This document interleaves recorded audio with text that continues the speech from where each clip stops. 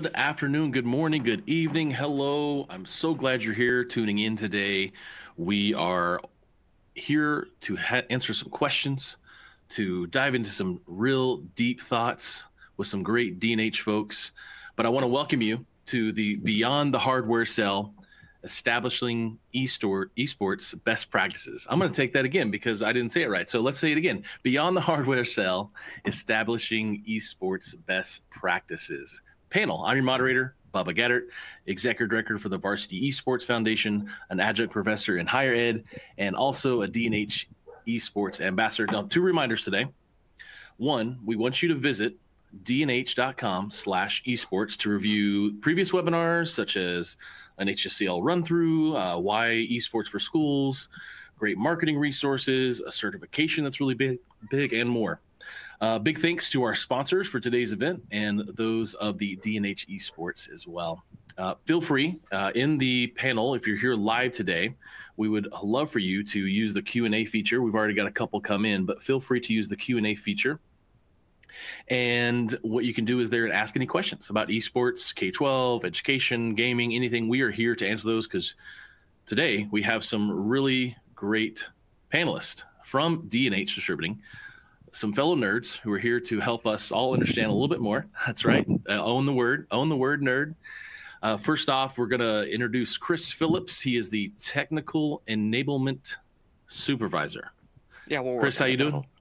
Yeah, that's a long one. Good. I'm glad that there's a hurdle that all moderators have to jump over, which is the first 30 seconds. My brand is messing up people's names. Your brand is messing up the title. So That's right. we didn't ruin each other's brands. I'm very happy about that. Right. Awesome, Chris. So we also have Brandon Beyer. He is the Esports Senior Sales Specialist. Brandon, hello. Hello, everybody. Man, sounding good there, man. Well, and I'm so glad you guys are here. You know, this panel is really designed to answer a lot of really those tough questions, but it's beneficial because we're going to have this content live on. And we know that the other panels and threadcasts and esports commentary and videos that have been done over the past year or two through D&H Live, Threadcast, those things, those live on the dnh.com/esports site, and they are really beneficial. So if you're here watching now and you're live, feel free to pop that open and give a look as we're talking. And then if you are watching this as a recorded feature off that page, we'll keep looking at all the rest of them. So we're going to get started. We got a lot of topics to cover, and we're here to make sure you as a partner, a vendor, a client, anyone who really understands some of the best practices for esports and how to really help make the sell as well as help sell esports. So starting off, I wanted to throw up a quick conversation that we were actually having yesterday between three of us and Logan as well, who was in the conversation, a couple others, that trying to understand and help all of us understand, even those in the chat, those who are watching, the difference between selling gaming products to the public versus selling esports to K-12 and college clients. Any thoughts on that to start off? This is a quick topic. We're gonna bust into it. What do you think, Chris?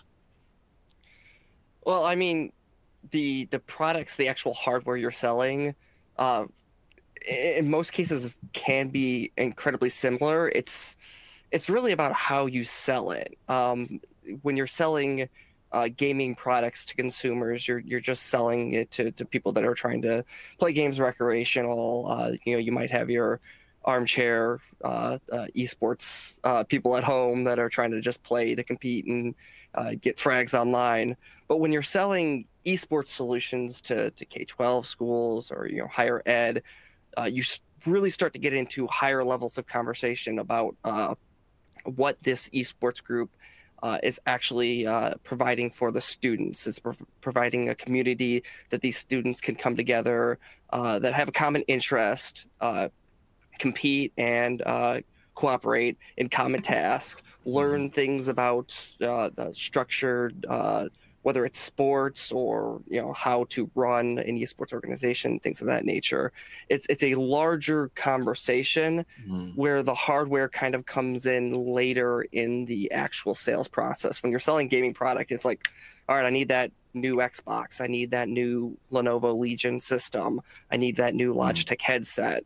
But when you're getting to the esports sales, you figure out what the group is, what they want to be doing in the group, what they want to be wanting to play, and then you figure out the hardware at that point. Yeah, so I know in the chat, Matt Wood is in there today, and he had some really good thoughts on all of this. And Brandon, can you help, and we can help summarize this a little bit more? Like, really, when we're talking about esports, we're using this big fancy word that people are flocking to in droves, also trying to understand it all. And I think the understanding of gaming has been around for a while, and selling gaming products to users, but the idea of selling esports, is there any other thoughts on that before we move on about the difference between gaming products and selling esports? Yeah, sure thing, Bubba. I think one of the big words, right? It's a word that kind of surrounds is inclusivity, right? Anybody can play esports. It doesn't matter if you have a dedicated girls team, dedicated boys team. Most of these esports teams, they're the ones that I've seen, at least. A lot of them are co-ed, right? You know, you can have anybody playing, you know, whether it's your varsity team, if you have one of those, or like a JV-esque team. It's just like any other sport at the end of the day, but it allows for everybody in that school to play it. One of those statistics, Bubba, that you guys always bring up over at Varsity Esports Foundation, is that 76%, right? 76% of students were not involved in extracurricular activities. So it kind of gives you a better idea of, wow, this is really touching a lot of people. You know, imagine if you had this when you were a kid, whether you were like an introverted person and didn't, you know, play sports or feel like there was a sport that kind of included you. It gives everybody access to be able to play any sports, as well as or play a new sport, and also play a wide variety of games. You know, we have like I think it's 14 or 15 at least titles that are available to people, and I mean that's like having 15 different sports, right? So it's a much bigger topic and a much more wide variety for the school to kind of grasp on. Yeah, you're right, Brandon. Yeah, the numbers are high when it comes to those who have not participated in other extracurricular activity events at school. I would say it's actually 82 now that I look at it. It's 82%, so it's up there. And it makes sense, yeah. Yeah, and you know, I there's a few things I want to, before we dive in even more. I want to hit a couple topics for those who haven't been in this world very much yet, who are still jumping into esports. Quick things. You will be taken serious if you use a lowercase e and a lowercase s when you're writing things out in esports, unless it's a capital E for a title or at the beginning of a sentence. So please, everyone out there, if you recall the 90s and AOL, we don't call it E-Mail any longer. So esports has evolved as well. It is a word. Yeah, and this is by the you know, the American AP, right? This is by AP, so it's a big deal. And also, if you're out there, and I know you love the term gaming, be very cautious with the word e-gaming and professionalism as well. And that's why we go to understanding why there's a difference between gaming and a difference between gaming and esports, because esports is selling a program and selling everything that goes along with it, with the engagement of the students, to the coaches, to the parents, to the fans, to gaming. That is what you're selling on your website, or you're selling to your vendors or your partners that are products. Okay, I think we've beaten that dead horse. We try to do it every time. You jump into a lot of events where it's like, hey, I heard about esports and Ninja, cool. We want to dive deeper. We've told you that stuff. We've gotten certifications for you about what is esports. If you haven't seen those, go to dnh.com/esports and check out those videos, those certifications, those courses. Okay, Brandon, I want to figure this out. When you are getting calls from schools, which as you do now, I think you've been doing at DNH maybe 2 months now, 2 or 3 months. Is that right? Almost 4. We're closing in on 4 here. 4 months. Wow, you're a veteran. So flying by. who from a school are you talking to the most when they're asking about equipment for their esports program? Yeah, so most people would think, right, you guys are all, IT resellers. We're bringing IT equipment to your end users. You would think you'd be talking to the IT managers, the directors, somebody in that department, right? But the thing that I've noticed more and more is it's either a school teacher or a superintendent or a principal who's reaching out on behalf of the school, trying to find out how to start these programs, because they want their school to be successful, right? They want their kids to have the latest access to educational tools and the latest and greatest things in education, which is going to be esports here. So that's just one thing that I've noticed. It's more of the faculty over your IT department. So you're hearing champions that aren't the typical IT people that you're selling, that most of the resellers are selling to. You're hearing a different champion. So back that up, Chris. What are some people that you've seen be champions in the, let's start with K-12 space?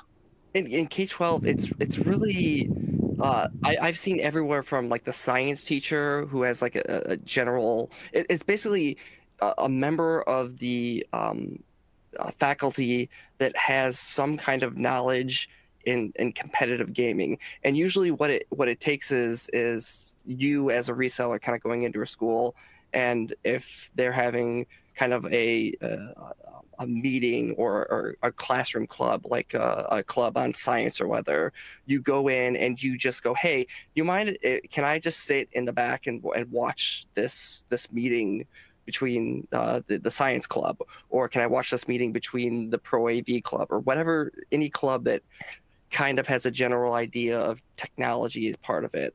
Then at that point, you can kind of reach out to the teacher at the end of it going, hey, do you have any interest in esports? Do you know if there's anyone in your faculty that is interested in gaming and esports that might be interested in starting that club? Because if you can get someone within the faculty that's already has interest, that can kind of be your inside person to kind of fight for that group, you've kind of already won half the battle at that point. So then we've got the champions. Those are the people who are like, my kids told us about esports. I'm either doing robotics or something already. Bless you. I'm either doing robotics or some sort of computer science class or something that's going on. And I know, and as you know, if you guys don't know, in the United States, out of 12 through 17-year-olds, 97% of those young students, teenagers, play video games. So let's just say all. And let's just say all kids play video games just about in a teenage year. So we're talking about middle school, high school. So that means you may have some of those out there who, as we said, the 82% aren't participating in either extracurricular activities. But esports is definitely for that subset of kids who is not participating in football or band. So if all of them are playing video games, and then there's some of them who aren't doing anything, you now have an esports team in essence. And so we always want to push that there is a group of kids out there, and there are some teachers out there who are probably gamers as well, because let's throw one more stat, guys. The average gamer in the United States is between the age of 35 and 44. So those teachers who are out there teaching who love video games. Yeah. So the teachers who are out there, they are playing a lot of video games, and 41% of those are female. And so how many teachers are probably female? Quite a bit. So you've got a good swath of people that could potentially be esport champions or coaches. So back to this, Brandon. So when you're talking to these champions in school, and not typically the IT director, who really is then the decision maker of the process at the school if they really want to start a club or even get equipment? I think Chris already hit it on the head, right? I think it's really that champion at the end of the day who's starting this program at the school. Education can be a difficult selling point sometimes. You've got RFPs and all these like crazy hoops to jump through most of the time, and at the end of the day, it's that decision maker is either the head of the esports program, or again, it's I believe it's that principal or that superintendent. I've seen people like that close those RFPs and close those POs in their name, with those titles. So that seems to be, at the end of the day, those decision makers that are really closing up those deals, instead of, again, our typical IT managers out there who you're going to for your Chrome and your Logitech headsets and Logitech keyboards. Yeah, great. Yeah. Okay. Well, so we want to make sure these resources are available. And why, Chris, is the esports playbook on the dnh.com/esports page so helpful? What are some things they can learn in this esports playbook that they could actually physically print out and hold? What is helpful, and how could they use that maybe in their school? It is exactly what it sounds like it is. It helps as an education tool that helps a reseller that doesn't have has never sold esports into a school, kind of walk them through the process of selling esports to a school. And we put together this playbook to make it as easy as possibly could be for a reseller to kind of just go, okay, once I've identified a school that might be interested in esports, I found a champion within the school.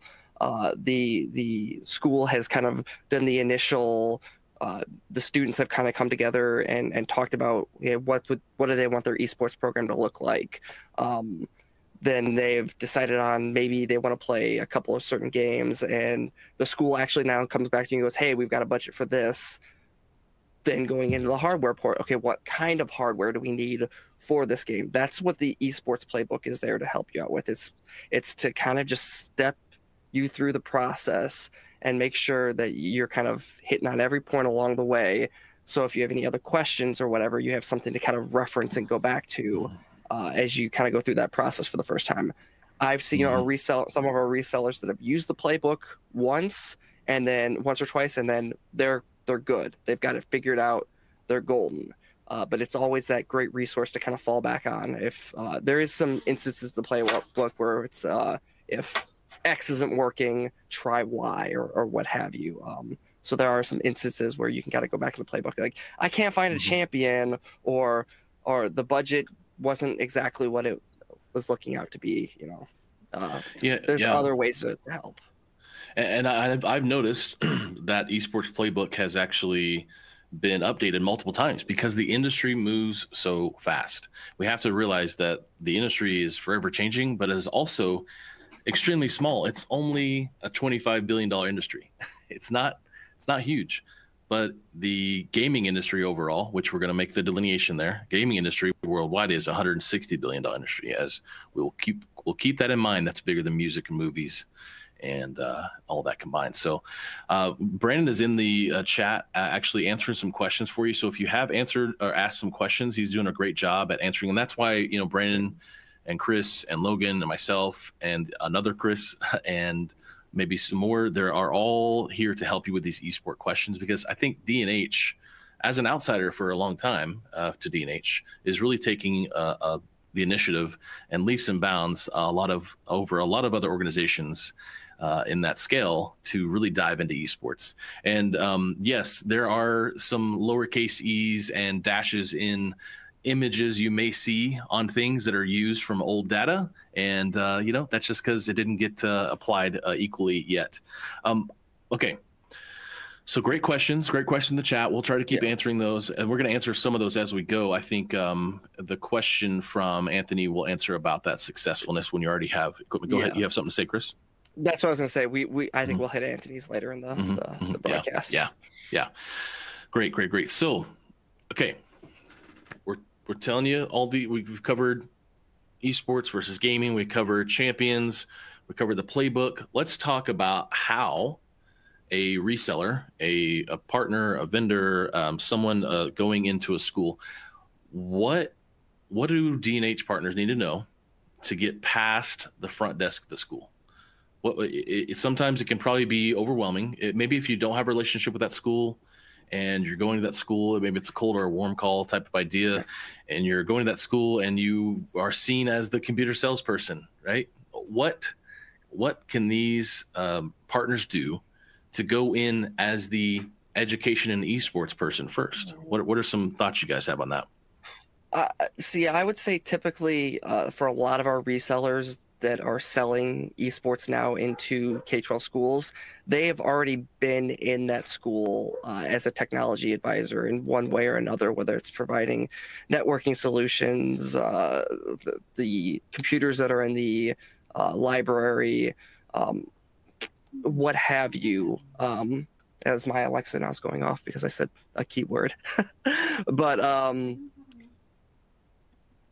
I would say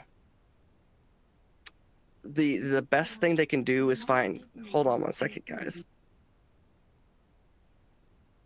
This is why you don't have PC as your wake word for your Alexa when you are doing a broadcast. You're doing a technology broadcast in the back of the room.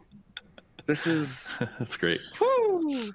So I'm going to avoid that word from now on. So we're talking about getting into the front, past the front desk. Right. If you, it's really difficult to get past the front desk if you don't already have some kind of insight in there.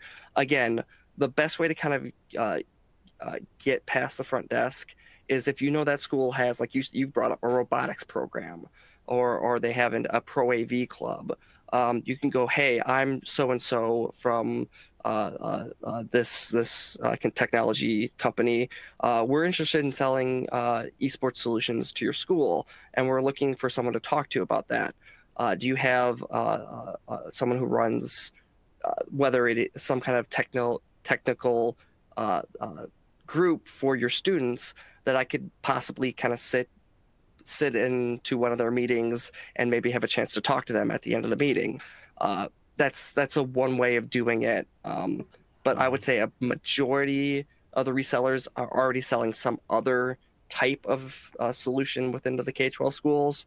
But if you also become this person that has really gotten really adept at selling other esports solutions, you can then make a reference going, hey, I've sold esports solutions to XYZ schools within or around your school district. I'm interested in seeing if you guys are looking for any esports solutions, and kind of starting the ball rolling from there. Mm-hmm. So there's a couple of different ways you can approach that. So, okay. So I love that, Chris. So Brandon, what, I know you're busy typing away. The thought here is, I don't know anything about video games. I don't know how to sell esports. I mean, I've taken certification courses on dnh.com/esports. I've watched these videos. I'm just not really there yet. I don't know how to talk about why video games are impactful. I've got data, but I just can't make the connection. Is there something that they can do to really help provide the curriculum component, the program component? What is the feel good beyond those data points, so you can really help these partners be able to go in and say, lead with like our partners here at the high school esports league, middle school esports league? What is a way you can engage or help them engage to be able to get past that front desk with selling the aspect of competition or curriculum first? Any thoughts on that?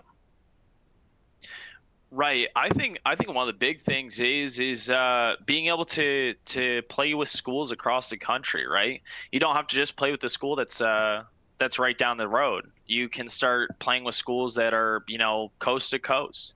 HSEL is a great example, right? It gives you this portal and this access to tournaments. It gives you this access to communities and all sorts of new worlds, if you will, within esports. I think it's a really great portal. It's a really great program. They've got a expanding team that is not only helping take the load off of our partners here by onboarding these schools once the license is sold, and kind of helping them walk through this, right? So it's a value add at that point. You have this value of, okay, I sold the license, that's great, but where's next from here? Well, HSEL's got your back. They've got customer success teams that are helping kind of walk them through, okay, do you want to set up a team for this game? Do you want to set up a team for this game? Let's do this. Let's get these people set up in place, and kind of helping those champions in the school get a better grasp on this brand new territory. Yeah, that's great, Brendan.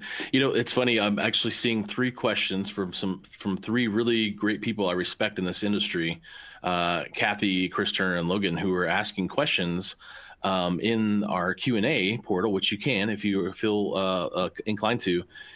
I see, how do you build a community with admin when they need help finding the students? And then I see question from like Chris Turner, which is a really great resource for these resellers and these parents to go and learn on how he's run basically esports for kindergartners through college on his campuses that he coaches at. He's the only coach in all of the world that is coaching basically elementary, middle school, high school, and college all at the same time with his campus. So how do you help educate those teachers? How do you help find the students? And then Kathy's question on providing a webinar for the end users. So when I think about all those things, it's really, I can almost put in the same answer for all these. What resources can we give to help administrators find students, help parents understand what esports is, help the educators know what esports is, and educate them on why it's important?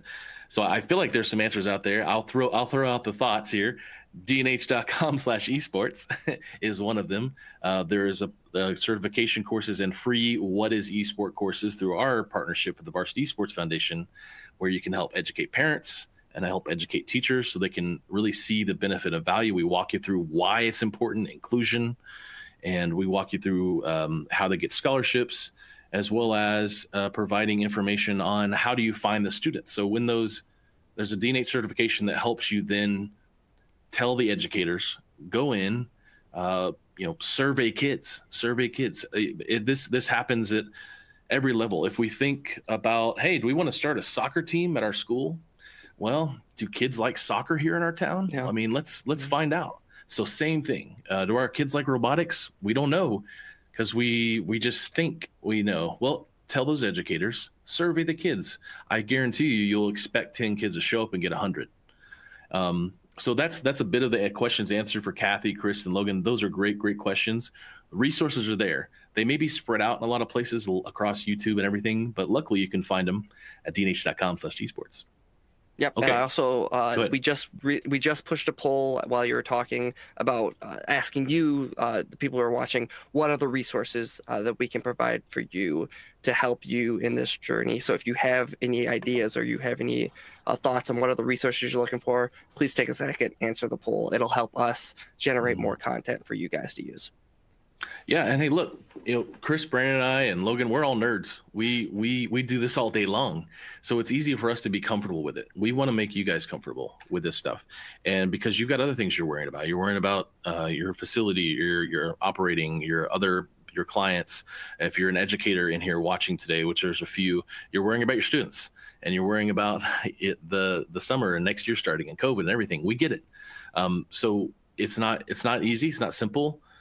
But we can make it that way, right? We can all work that part together, and that's why D&H is here for you on that. And we want to make sure you guys are getting those resources to be able to then be your own champion and take the certification courses, take those online free courses, use these marketing resources. There's a really good source for a lot of assets and images that you can use on that website as well. Okay. I want to move. We've got about 30 minutes left here, and I want to move into space arrangements in schools, which this is another topic that could be really helpful when going into the school or the school district and talking about multi-purpose rooms, talking about infrastructure, internet capabilities. What are some really good things you're talking about or seeing, Brandon, when we're talking to schools about how to use their open spaces or their maybe already used spaces? What are some good ideas that we could throw out for these vendors and these partners? Yeah, I mean, so I can kind of go back to when I was in high school, right? I know it wasn't that long ago for you guys. But you know, we had a computer lab, right? It was a really large computer lab. I was, you know, lucky to be at the school that I was at. You know, our public school had a career center, and part of it was IT. So we got a chance to reutilize that space and be able to set up a handful of computers in an area in that lab. I mean, it's not as large or space. What's the word? Like, it doesn't use up as much space as many people might think, right? You could just have 3 desks, or 6 desks technically back to back, right? So you could have a row of 3 and then another row of 3, and I say 6 because that's usually at least the average to start for people. Overwatch is a game with a 6-person team, and even one desk at the end for somebody who wants to broadcast. And look at that. You know, so you got seven setups right there that takes up a very small amount of space at the end of the day. Maybe like a 20 by 30 classroom. You know, a lot of these desks are on wheels now. You might be able to store it all in a closet and pull it out into a classroom if you're really trying to find space. But usually there's at least one classroom, I feel like, in these schools that's either being unused or is used for maybe like one class at a time or something like that, or some sort of computer lab that might be able to be reutilized as another space. So Good, Chris. What were some thoughts about space arrangements, maybe infrastructure? I don't know, heating and cooling. Any thoughts or ideas there that would be beneficial for space arrangements or multi-purpose rooms? Yeah, actually, the only thought I was going to come up with is exactly kind of the point you brought up in the question. There are a couple things you just need to keep in mind when you're picking out a space. It is does it have access to a wired internet to the school's network? Typically, you would want to be able to put all of the esports systems on their own separate VLAN, give them a clean connection out to the internet. Some IT staff might be very wary about that in a school setting. Completely understand. You got to work with IT a little bit, though, to make sure that they're not blocking ports that the game's using. So you're having a clean communication to the game servers, because essentially all those games are going to be connecting to a game server. Both schools will connect to the same server, and if your team has some of those packets being blocked by the school's firewall, your team's connection is not going to be great. The other thing to keep in mind is to make sure that the space that you are going to set up in does have some kind of climate control, because unless you're lucky enough to liquid cool all your systems, which highly unlikely in the K-12 space, you're going to be able to keep that space relatively cold, because those systems will run hot. So keep those 2 aspects in mind when picking out a space. And generally, like Brandon says, there's usually room within a computer lab or adjacent to it that has the ability to accommodate just the space for the 6 or 7 desks you need. Mm-hmm. So when I think about a school, when I think about the space, how it's being repurposed or it is being used for robotics or computer science or anything for that matter, when I feel like a partner is going into a school, is there other ways that those let's say it's laptops that are being used, or let's say it's kind of to a question that Brandon is answering right now about, do you need the high level equipment to really compete, or can you basically use laptops? Or for that matter, I know many schools who play NBA 2K and Madden who do real well, they're using Xboxes. So what's a good starting to the great level of having a huge esports arena lab in your school, if we're just talking about the K-12 space, which is happening around the country. I kid you not, there are large high schools with large esport arenas that are actually being funded by taxpayers. So it is happening. So don't feel like this is so new that it's not. But what are some good step-by-step, maybe, Brendan, that starting off small when it comes to maybe getting a GPU instead of a full setup? Yeah, for sure, right? So if you go with the mobility route, if you go with a gaming laptop, right? I think it kind of brings it down to, okay, now you have, 3 items technically, or even 4 items if you consider a webcam part of the setup, right? That are built into one product.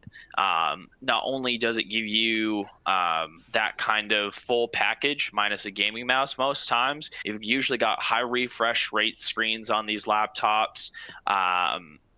With more than enough graphical power to push the latest games that are being played in esports at those frame rates that are needed, right?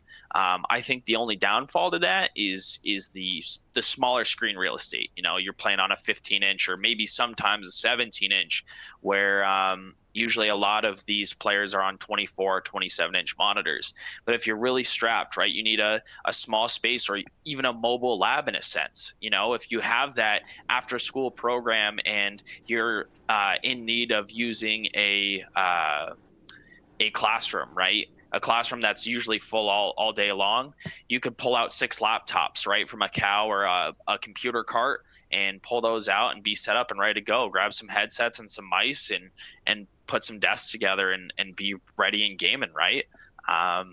If you really want to go with that laptop route, or if you're traveling to other schools, maybe another school has an esports lab and you want to compete head to head in person and get a crowd going.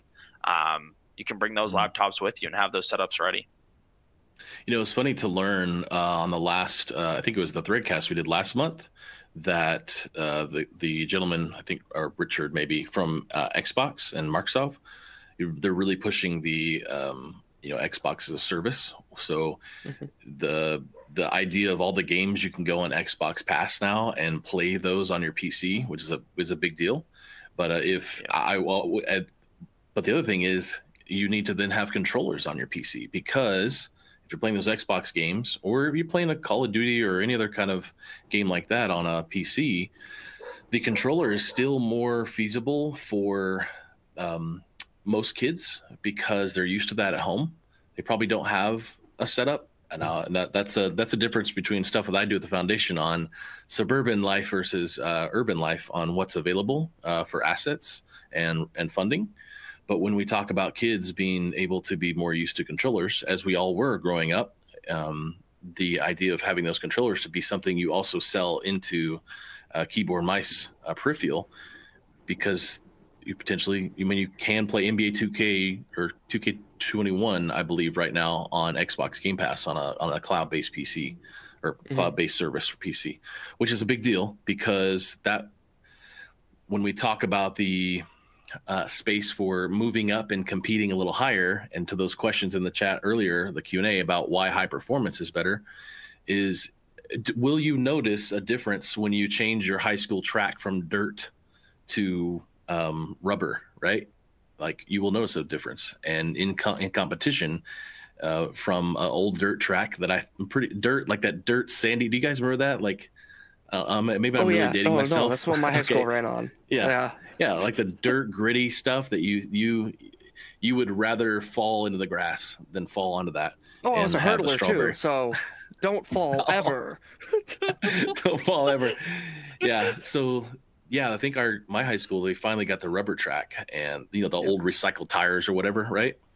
And put those on the track, which I guess then led to other health issues. But besides the point, that helped performance. So if you think about gaming performance, if we are starting with maybe an Xbox that, not the newer ones, but like playing certain games may not have the best, visual quality compared to a 3090, NVIDIA card, right? Which is like the top $3,000 card or whatever. But a 1660 is great in that sense, for whatever. And maybe I shouldn't be saying these cards specifically, because there's a lot of them out there, a lot of options. But I will say that performance is important. So, okay. Go ahead. We'll move on after whatever you say, Chris. Go ahead. I was just gonna say, like, and much to this question, I would argue that, especially for a school that's just starting off with the esports program, competing at a high level, like where you're trying to compete on HSEL for championships, maybe isn't the overall goal of the program to start. The overall goal is to get students interested at first, figure out what games they want to play, and get them hardware that they can have fun playing the game. When they start getting when the coaches start understanding the game and are able to start building game plans with the students, and they start being able to start competing at a higher level, that's when the need is going to come in to kind of start to upgrade their hardware incrementally to account for them going for more of a, hey, we're just kind of casually playing as a group, as friends, as whatever. Yeah, we're competing against other schools, but it's not crazy competitive, to, hey, we're going to try and win the fall tournament here in League of Legends. Then you're starting to worry about, can I get a gaming system that can run League of Legends at 120 hertz and have the monitor and all that stuff to go with that. So I would say at the start, performance to compete is maybe not the most important thing. It's just getting the program. It's just getting students and everyone interested in the program and getting them hardware that can run the games at a level that is just acceptable. Mm-hmm. I'll tell you what, Chris. Go ahead. Oh, sorry, Bubba. I was just say, I'll tell you what, Chris. You know, I go back to the high school lab that I grew up with. You know, we had old Dell Pentium. It was a Pentium 4, I think. Intel Pentium 4 that was in that with integrated graphics and like a gig or 2 gigs of RAM. Yo, we were playing League of Legends 40 frames a second, which doesn't sound like enough because usually you want to hit 60, but we made it work, man. We were on 17-inch little Dell Square 4x3 monitors, you know, and we would play together. I mean, we had this like hour-and-a-half class. It was crazy. And I mean, again, this is not that long ago. League of Legends is one of those games that came out, you know, I think it was 2008, 2009. It's been around for a while, and it's not a top of the line game. It can be played from, you know, pretty much any spec nowadays that has even integrated graphics. You know, your work laptop, guys, try it out. George, or one of our producers in our little team chat, just brought up like trying to play the original Counter-Strike. I did that at my school too. The original 1.4 on a similar system with integrated graphics that you're maybe getting 25 frames per second. But it's you and your classmates having fun playing this game together. And that's all the esports program at first is trying to do. So don't worry too much about, like, I need to hit 144 hertz at 1440p, G-Sync, blah, blah. It's not the main concern at first. Mm-hmm. Yeah, I agree with you guys, 100%. Yeah, 100%. I working in traditional sports for 20 years, I constantly go back to the comparison that the teachers and educators and the administrators will understand. They will understand how starting a program is important. I mean, let's even take band. Like, maybe I need an instrument for my students, but maybe it's not the greatest instrument, or the reeds and the woodwinds aren't the greatest one, or the violins don't have the right tone, or whatever. You're going to then increase the proficiency and the skill ability of those instruments just as much as an athlete, and understandable for these teachers and educators is understandable for an athlete as now playing on a grassy field with ruts compared to nice grass compared to turf. And even for me, like swimming recently, I just started swimming again after not being swimming in high school many years ago, which was my nickname for those who want to know this in high school swim team was Shamu. Cinder block. So, Cinder block. No, I floated just fine, but I can make plenty of waves. So when I think about that, like, I just got back to swimming. So yeah, maybe I've gotten like cheap goggles right now, but if I want to keep getting better, I'm going to upgrade my goggles. So sometimes having these ideas and these stories can really be beneficial when you're trying to tell a story and when you're getting past just the normal objections of video games are bad, they shouldn't be in school, kids are already playing too many we have to control all of our students from playing Fortnite and Among Us all the time on their phones. And there's a lot of data out there, especially for families, that is proving that restricting things like video games, social media, and access to teenagers' phone is causing more problems than you think.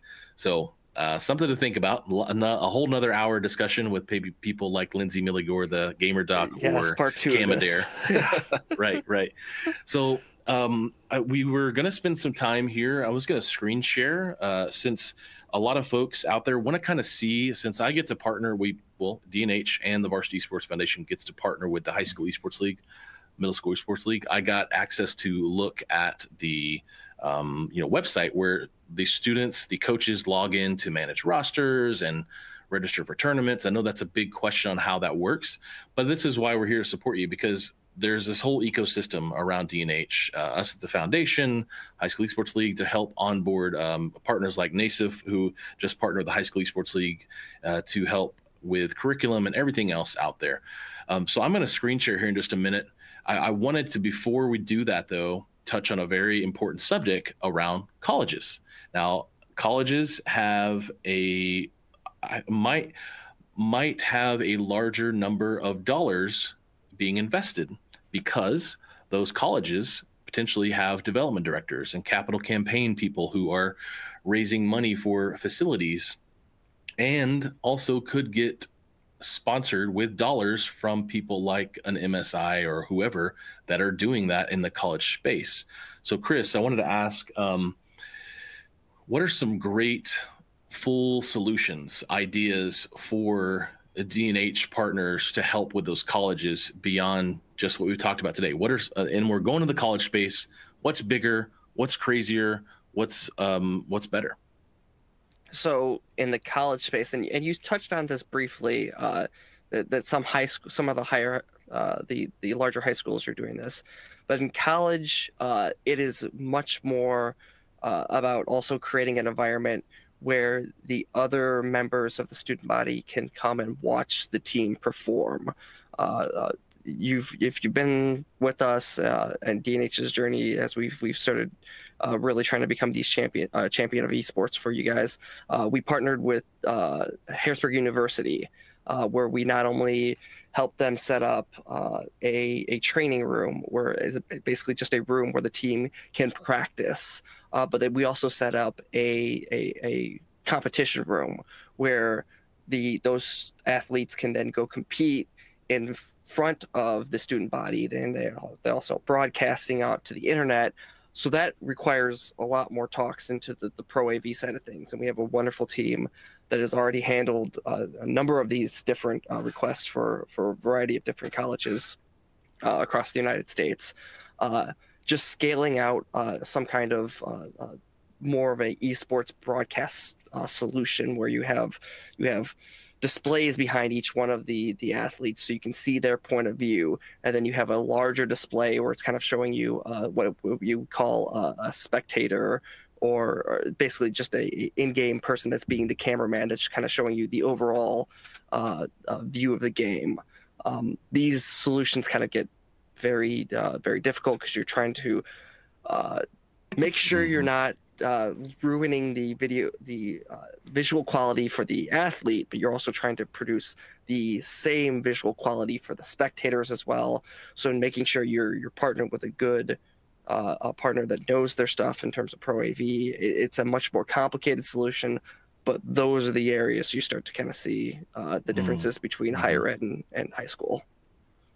And Brandon, when we're talking about colleges, I mean, the champions there, we've got anywhere from athletic director to student union to the campus bookstores, which I think are a really great champion. The campus stores, either the computers or other parts. Those organizations, those champions on campus. When we're talking about the college space, what have you seen or what have you heard are best champions at the college space to really engage with those colleges to help get those solutions in the hands of the college? Yeah, I think you kind of already hit it on the head there. You stole the answer from me. College bookstores are huge. It's crazy to think, Barnes and Nobles used to be this retail store we all used to walk into, buy our books, and little known or majorly known.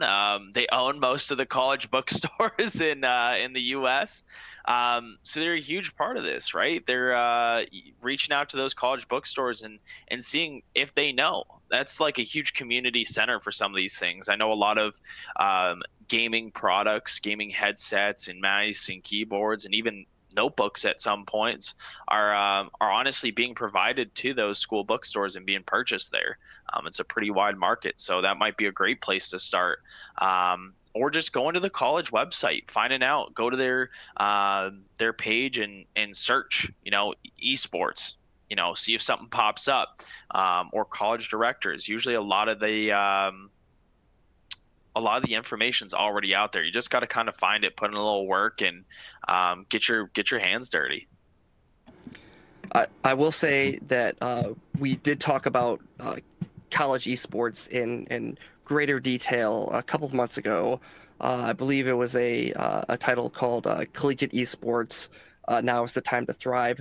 That is available on DHTV. If you didn't have a chance to see that broadcast, I highly recommend you go over and take a look at that broadcast. It's had a lot of great information about putting together a collegiate esports program that not only the students can be proud of, but the faculty can help control as well, and you as the resellers can kind of make your mark in. That's great. Well, great. These are great things. We're going to finish up, and I'm going to screen share here and pull up this window for the High School Esports League, and going to show you out there kind of the how to get in and get involved. I want to clarify everything is good to go. Yep. So you can't see our faces, but you can hear us, and I'll just show you kind of the back end of, well, not the back end, really the front end, the customer service side, or that's not right. The customer side, and that's not the right word either. The coach side, let's put it that way, for high school. Now, this also applies when we're talking about the college space as well. Even though this is the High School Esports League, they have Generation Esports, which is their umbrella corporation, and Middle School Esports League and High School Esports League and the NJCAAE are under that, and the ECAC, which are big college conferences. And so the college space is definitely a big space.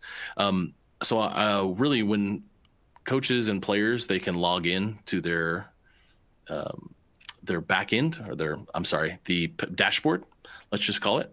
I don't know, the dashboard is the term, the platform is the actual overall thing. So when a coach gets in here, or a player, typically a coach goes in first. They go in and they create a team. This is a dummy account. So they go in and create a team, which could be like Overwatch A or Gold or something. And they then can get rosters and create rosters for the teams and everything else. But then they really go and they apply for competition. So there's a lot of competitions on here that HSEL and MSEL. You'll see a bunch of different games, which we kind of didn't really cover today on all the different games, but you can kind of see them. I'll kind of throw out, the biggest games in high school esports right now is Rainbow Six. It's been the top most played game for, 4 years, which is interesting to note because it is a shooting game and it's still one of the top games played in high school because those older students are playing it. And it's kind of like two teams trying to break into a house, kind of a military insurgents thing. Other big games, when I look at this as their spring season, when I actually look at how many players they're actually playing. Chess was a huge thing this year. If I look, they had 234 players across the country playing chess. Chess is really big. Yeah. If you watched Saturday Night Live last week, Queen's Gambit. Go ahead, Chris. If a school's got a chess club and they don't have an esports club, that is something to talk to a school about, because it expands the chess club's ability to compete. That's very true. So they actually partner with chess.com. So you actually play on chess.com and use their platform to manage who you play, which is really, really cool. And yeah, I mean, obviously, like when swimming got big back in the 2000s, when Michael Phelps got a bunch of medals, like this is what happened. This is going to be big though. Fortnite's big. I know they're, when I look at one of their games, it was huge. Like even Minecraft is really big right now. So let's look at 98 teams. That's times 5, right? There's a lot of players. This is cool because you can see the rosters in there.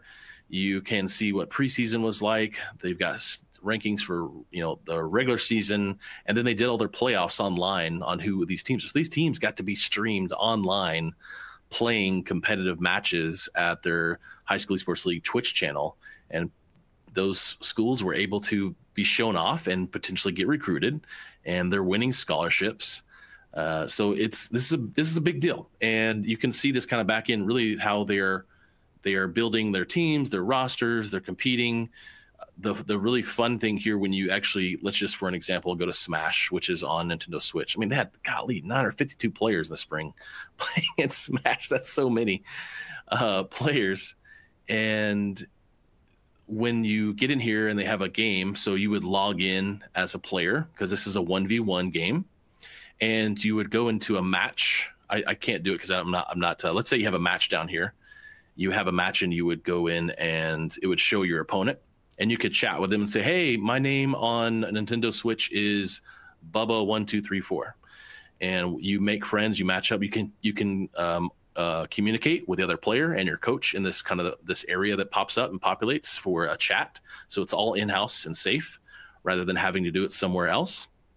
And then you report your score and you move on and you get higher rankings, and it turns into playoffs, and it turns into you know, how many wins and losses and everything. So it's been really exciting to see the explosion of esports. I'm going to close this, so we'll hopefully pop up here in just a minute. But that's a little bit of a taste of what it looks like in the backside, or I'm sorry, the coach side. So for those partners out there that are wondering, hey, when I'm trying to get them into a competitive platform, you know, what does it look like? I mean, it looks basically like that. It's coach logs in, he invites his players, they connect their game, you know, aliases to the platform, they get a match, they go play, and then every week they come back and they play another team, and then they get ranked, and it's playoffs, and then the season's over, they do it all over again. So I know people want to see that. And in their last thoughts before we wrap up here in the next 2 or 3 minutes, Brandon or Chris? That was a great demo of the platform. As I'd always say to our resellers, even if you go into a school and they've already got an esports solution in place, that's not the end of the conversation. You can always ask them, okay, do you have a platform that your esports group is competing on? And if they don't, then you can sell them the HSEL licenses through D&H.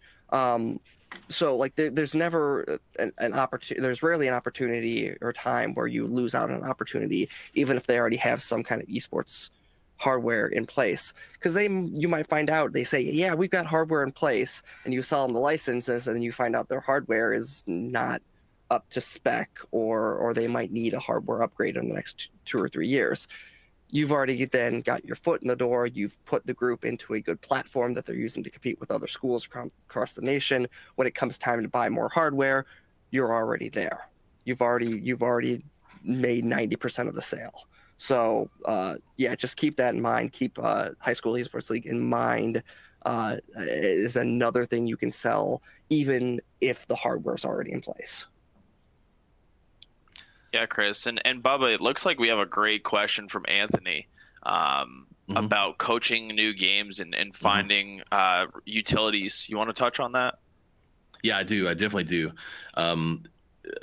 Esports is great for schools if you know how to here's all you need to do to be an esports coach. 1, be a teacher, and 2, love working with kids. It takes a rudimentary knowledge of computers to really be a part of these kids' lives through esports. So when we're talking about maybe a coach only knowing a certain game, that's fine. He's coaching kids just as much as a football player gets asked sometime to coach wrestling, right? So as a coach that you have that is working with you, the current coach who knows League of Legends, but he can't see kids want to play more than just that, that's fine, because there's other kids in the school. And those coaches can coach other things, but there's kids who want to play other things as well. League of Legends is a big game. There's some interesting Riot development around that, and where and when it can be played based on guidelines that are out there. That's just all I'll say about that. And when you want to get more kids involved, it's just going again to survey those kids and see what else the other students want to play. And they may like Smash, they may like other things. Team Fight Tactics is also another part of that. That's a League of Legends kind of spinoff. And they may like Minecraft. We still know they may have 14-year-olds who love it. And so yeah, be able to know that your coaches out there can do pretty much anything if they love working with kids. And then there's also many other kids, because how many percentage of kids do we say play video games? 97%. So those kids are at school being able to play. Okay, well, great. This has been a really good conversation with you guys, and an exciting way to kind of get some big, important topics that really need to be covered. And we have a lot more of those topics available for you, just as Chris mentioned about the other videos that are about the college space. There is some HSEL walkthroughs as well back through there, the High School Esports League, which is, the top and largest high school league competition out there, with over 100,000 students and almost 5,000 high schools across the United States, about 10,000 times bigger than the next group below it. And we want you to go to dnh.com/esports and use those resources, download the playbook, watch some of those videos, take some time. If you want to apply for a certification and you're a partner with DNH, you can do that, because you can get a discount if you are a partner of DNH. So make sure, if you're here and you're watching and you're not a partner, go be a partner. And then you can apply for a discount to take that certification at half the cost. And then what's great about that, you can walk in with your nice little badge and say, boom, I'm an esports professional provider for K-12. And you can walk in there and feel more comfortable with all the knowledge you have, with the ability to walk in with a little bit more information, as well as getting past that front desk and working those champions. Okay. Thank you guys so much. Chris, Brandon, thank you so much. This was great getting to chat live instead of, in Zoom or in, whatever other teams, and just talk about other things. But this is great. What about you guys? Do you guys have a good time? Oh, I always have a good time with you guys. This is fun. Absolutely. We love these little sessions where we get to hang out and chat and answer some questions. So yeah, it's great being able to answer questions with the resellers here. Yeah. Well, thank you so much. The folks in the chat live, Justin, Darren, Robert, Melissa, Christopher, Jason, Glenn, Shannon, Jeff, Matt, Morgan, Richard, Rick. Man, there's over 50 people in the chat today watching live. We appreciate you guys. Thank you so much for being here. Check this out. Send this to your friends through, I think it's on Facebook Live right now as well, under the DNH. Yeah, I'm seeing myself right there. You guys can share that with those friends who, may not know how to log into certain things, but they can definitely log into Facebook. So we're out there for you. We'll see you next time. Have a great day, great night, and go to dnh.com/esports. See ya.